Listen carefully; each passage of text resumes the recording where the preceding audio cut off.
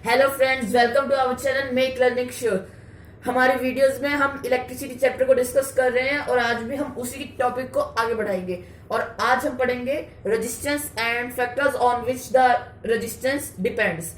Friends, हमने अपने video lecture में पहले डिस्कस कर लिया है कि व्हाट इज रेजिस्टेंस। रेजिस्टेंस क्या होती है कि एक कंडक्टर के अंदर से करंट को फ्लो करने की पावर को रोकना, वो होती है रेजिस्टेंस। अब हम आज पढ़ेंगे कि रेजिस्टेंस को अफेक्ट कौन कौन करते हैं, क्या क्या चीजें जो उसको अफेक्ट करती है।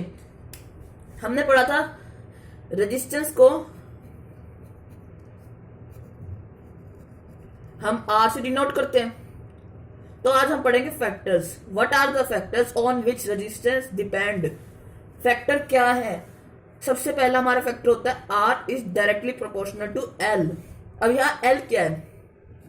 That is length of conductor.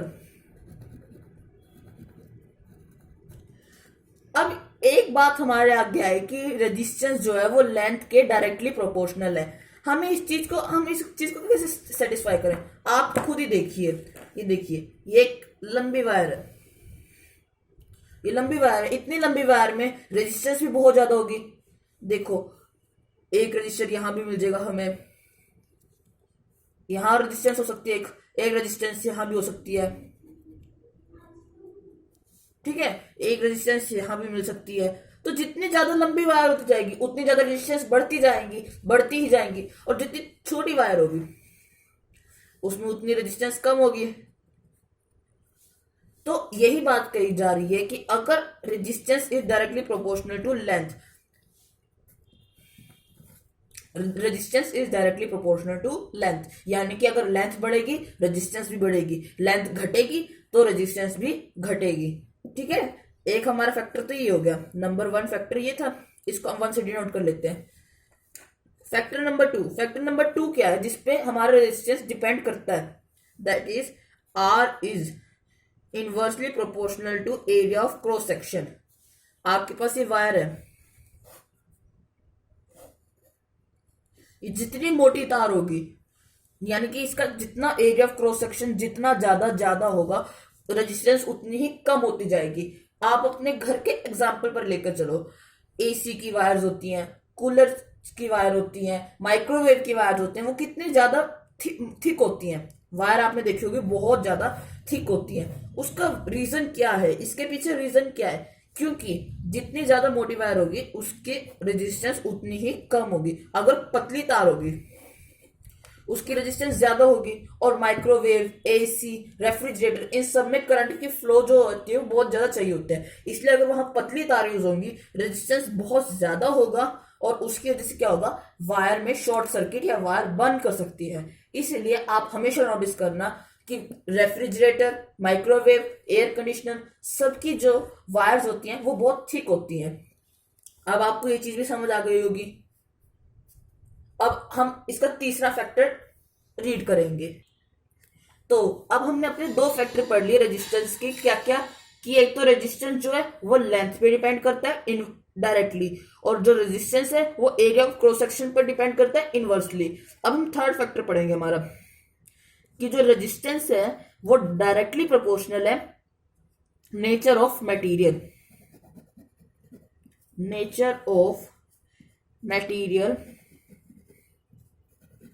Of conductor. अब ये बात क्या समझ में नहीं आएगी, क्या ये नेचर ऑफ मटेरियल क्या है? इसका मतलब ये है कि उस सब्सटेंस के ऊपर डिपेंड करेगी, कंडक्टर के ऊपर डिपेंड करेगी हमारी रेजिस्टेंस कि वो कितनी, कि उसकी रेजिस्टेंस क्या हो सकती है। मान लो दो एग्जांपल ले लेते हैं, दो तारे हैं, बिल्कुल उनकी लेंथ सेम है, उनका एरिया ऑफ क्रॉस सेक्शन बिल्कुल सेम है, लेकिन मटेरियल दोनों का अलग अलग है। एक है निक्रोम की, निक्रोम हमने पढ़ा हुआ एक एलॉय है, और एक हम ले लेंगे कॉपर हमें पता है वो कंडक्टर है। ये एक कॉपर होगी, एक निक्रोम होगी। अब निक्रोम की जो रेजिस्टेंस होगी ना वो 60 टाइम्स ज्यादा होगी कॉपर से, 60 टाइम्स ग्रेटर देन आर, यानी रेजिस्टेंस ऑफ कॉपर वायर, यानी कि कॉपर वायर की रेजिस्टेंस से 60 टाइम्स ज्यादा होगी निक्रोम वायर की रेजिस्टेंस। तो यानी कि नेचर ऑफ मटेरियल पर ये चीज बहुत ज्यादा डिपेंड करती है। अब हमने 3 चीजें पढ़ ली, ये हमारी तीसरी चीज होगी। तो अब कंबाइनिंग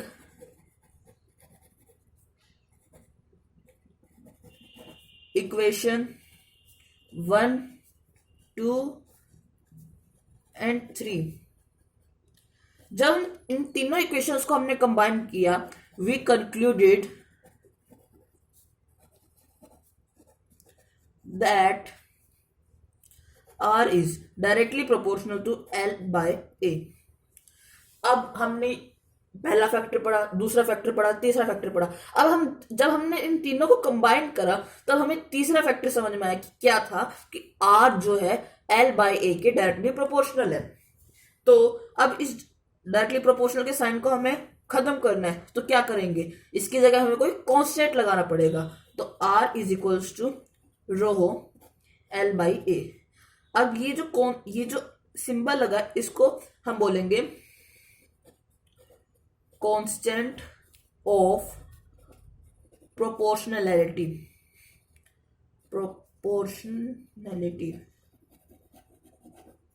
कि कांस्टेंट को हटाने के लिए ये चीज यूज हो जाती है। ये सिंबल को किससे डिनोट किया जाता है, रो से। इसको रो बोलते हैं और इसका सिंबल है ये। अब हम इस रो की एसआई यूनिट फाइंड करेंगे। एसआई यूनिट ऑफ रो की एसआई यूनिट क्या है, सारे चीजें उधर ले जाओ रो को छोड़ के। R into A upon L is equals to rho. R की हमने पढ़ा है ओम, इंटू एरिया क्या होता है मीटर स्क्वायर, अपॉन में लेंथ क्या होती है मीटर, इज इक्वल्स टू रो। तो मीटर से मीटर स्क्वायर का कैंसिल हो जाएगा, तो रो क्या होगी ओम मीटर।